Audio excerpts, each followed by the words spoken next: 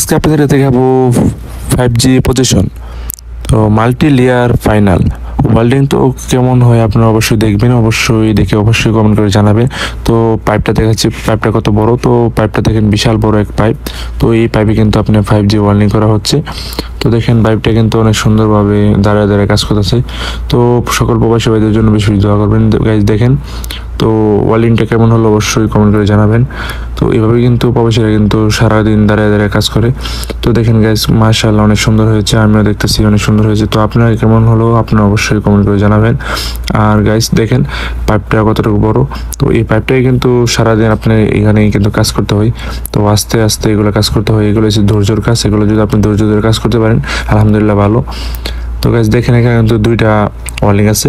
তো এই বাইক কিন্তু এটা করবে আর অন্য বাইক কিন্তু অন্যটা করবে।